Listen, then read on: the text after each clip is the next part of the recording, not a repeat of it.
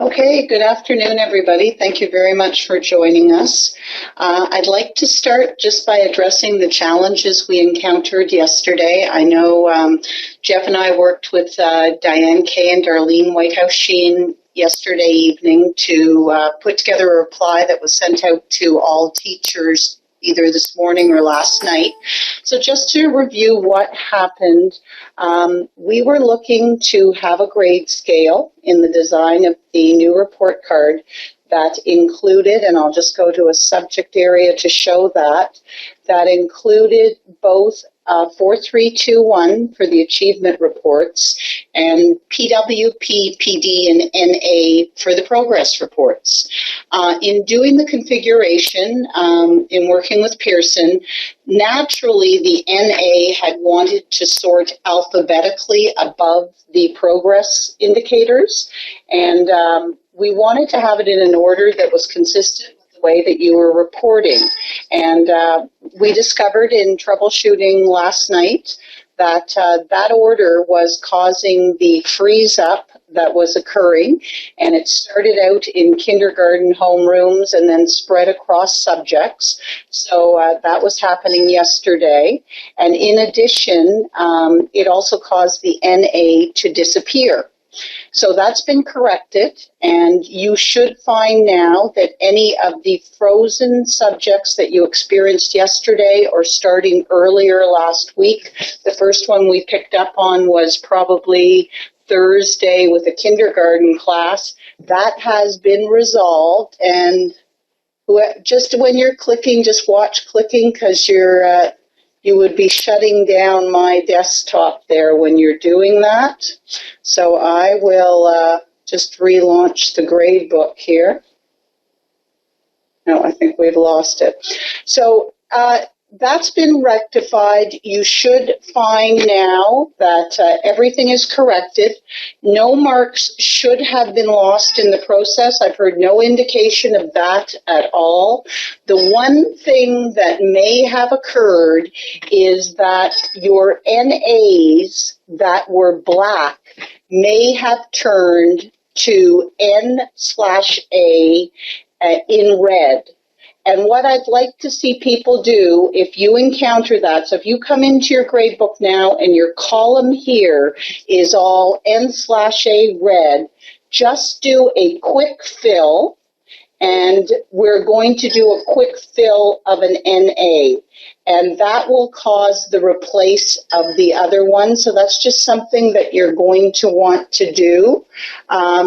We can do it here, just grades, and we can do fill scores. And it'll say, put in the following one, and you could just go and put your NA in there. So I'm going to say replace all NA, and that'll just put the black NAs back.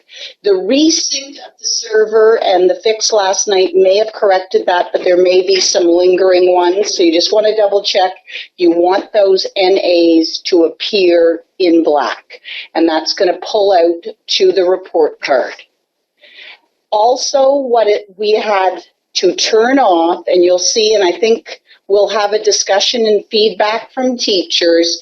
We had put these auto-calculates on for the subcategories.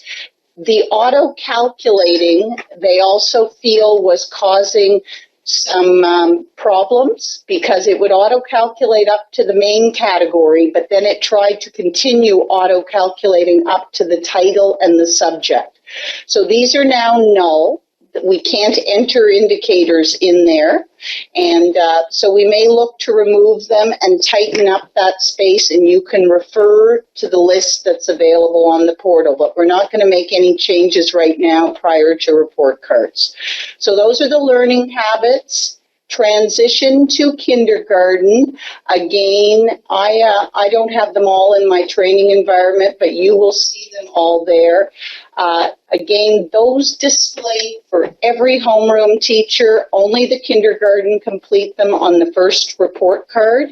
And we'll do some looking next year on maybe whether they belong in their own course area. But for now, disregard them if you are not a kindergarten teacher. So those are the indicators, and that has been resolved. I'd like to go back to the assignment tab because we did some work again with Pearson on that for your indicator marks, and we've worked on the mark scale here. Again, I want to, and I'm going to move into a subject area. I want to stress that there is no expectation that everybody have everything in their grade book, and there's no expectation that the grade book is doing the auto calculation. But we did have some help desk questions on why things were calculating the way they were, and we have done a fix on the balancing of the PDs, the PWs, and the Ps. And some people had some troubleshooting problems. It was turning them all into PWs because there was no point value associated with them. We've put an artificial point value there so that if you had a PW and a PD, it would auto-calculate in final grades for a P, but really still you'd want to look at professional judgment in determining what indicator you put on the final grades.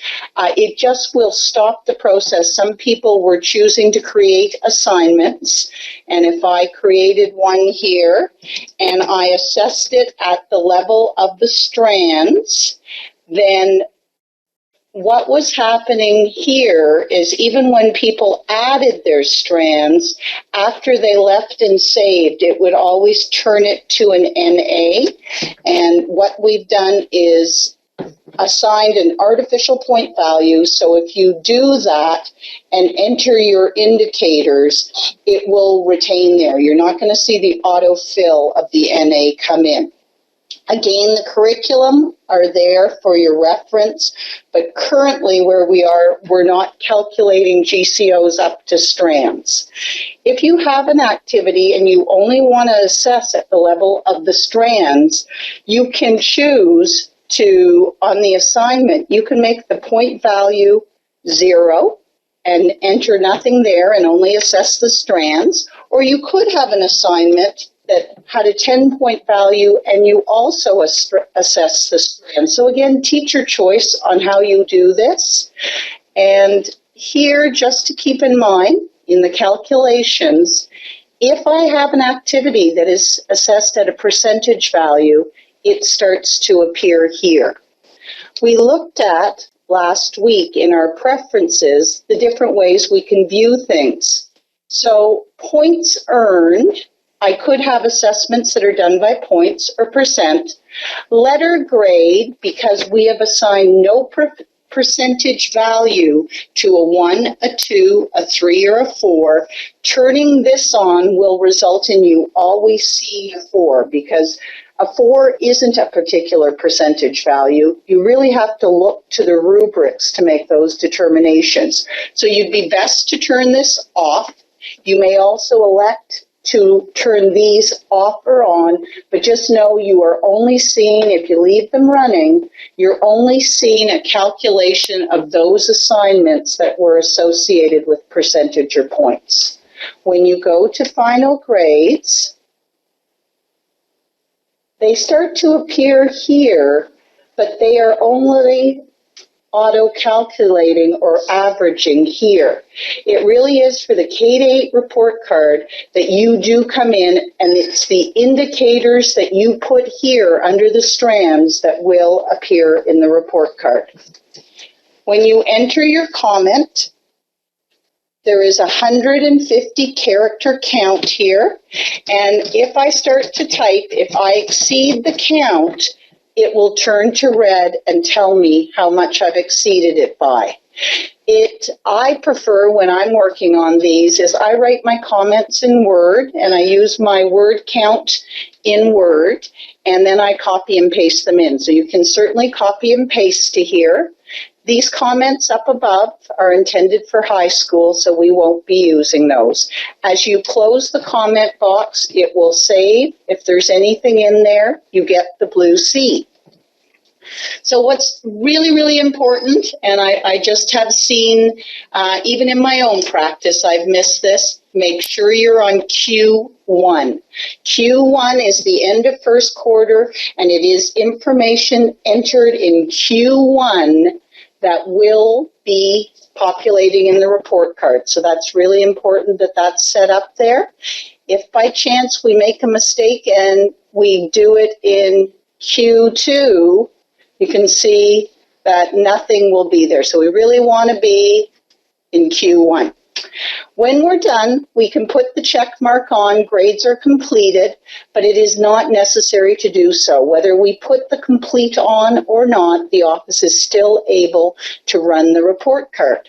So once I have my marks in, I may want to do a check of what I've done. There's a report built in here that teachers can run, and it's called the Standards Report. And I can just pull this up so I can see more. So I can do a standards report. I can do it in a PDF, or I can export it to Excel. I can do it for this class or all active classes. I can do it by student name, but if I'm running it for marks entered in Q1, I need to be on Q1 here. And I can run the report,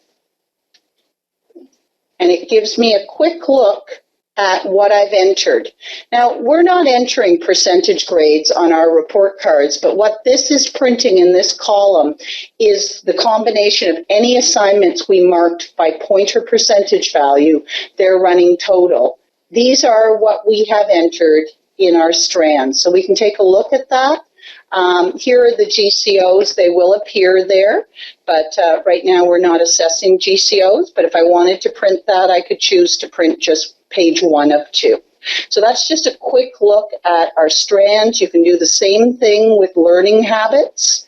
So that's just a good report to use for that purpose.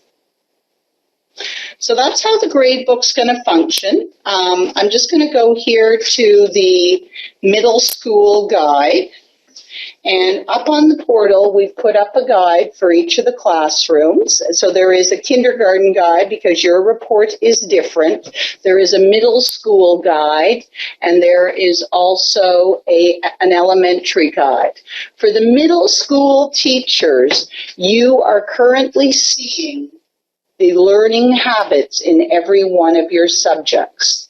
You do not have to complete the learning habits in this report card. They are only completed by the homeroom teacher.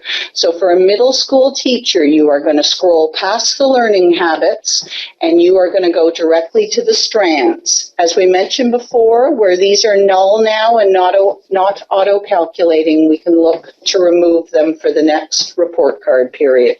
So I would advise, I'm just going to share the portal, that on the portal site, on the K-8 pilot report card site, resources were added on the weekend. So you can see there's a guide for kindergarten. There's a guide for each of the levels.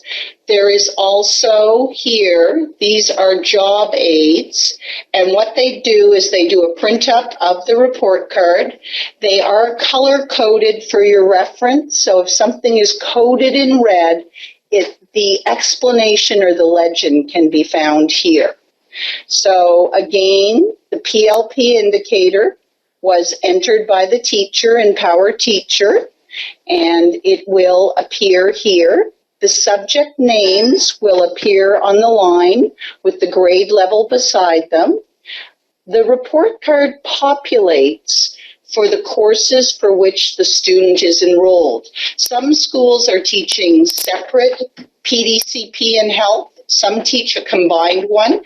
Those are different course codes, and whatever the student is registered for in your homeroom grouping, that is what will appear on the report card.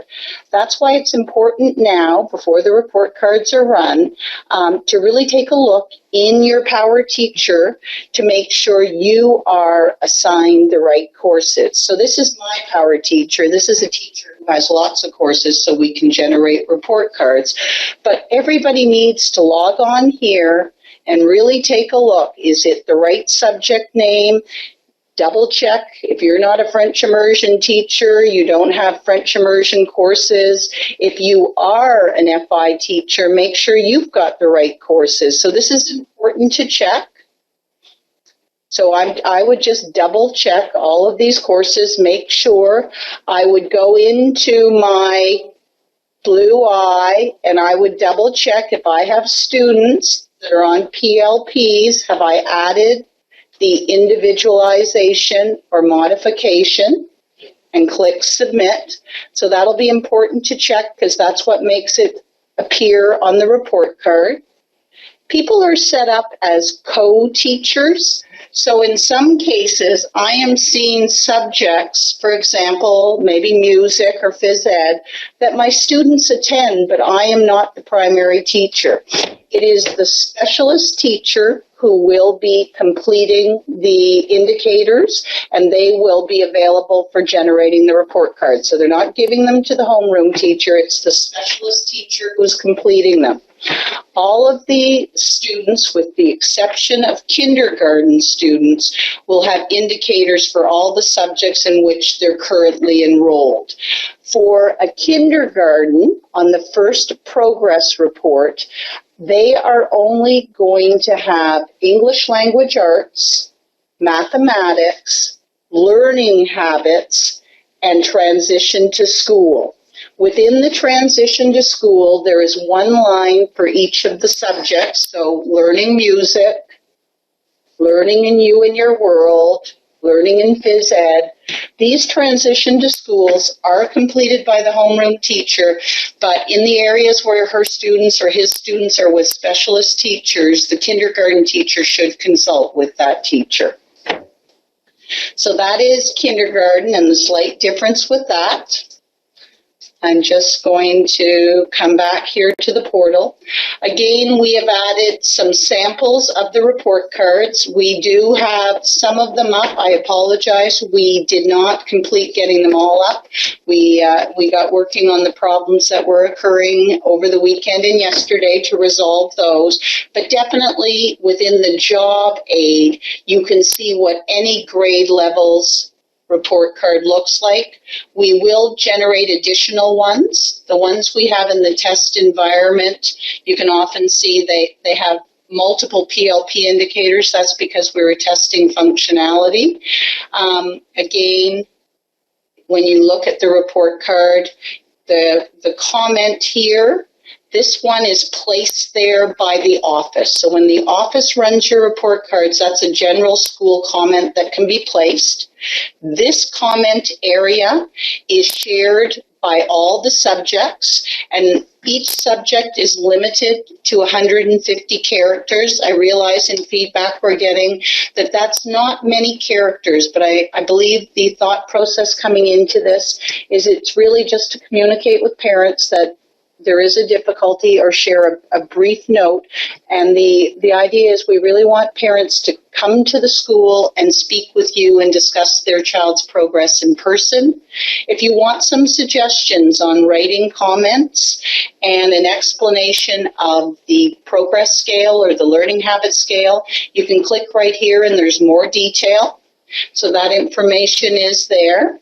And again, comments are optional. It's not expected that you write a comment for every subject. And if you don't write a comment, the subject area name will not appear. So just again, take a look at these resources.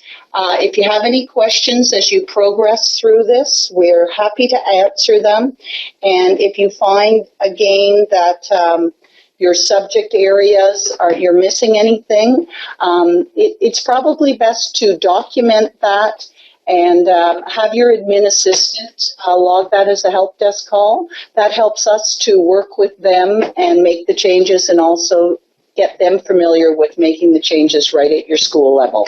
I know we have the technology mentors out in school this week and next, and so they're there to help. And certainly Jeff and I have been out in some schools, and we're also online and looking to get everything straightened and as it should be to run the report cards.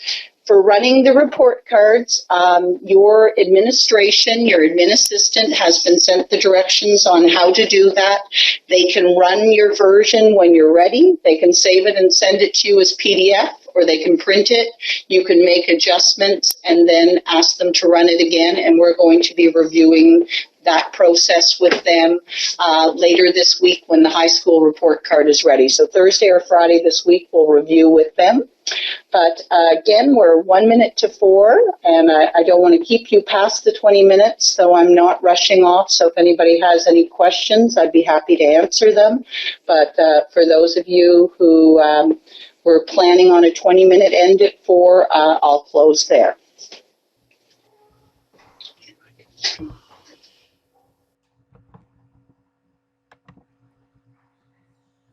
Well, I think if people have any questions, they might do it through the help desk or email us directly.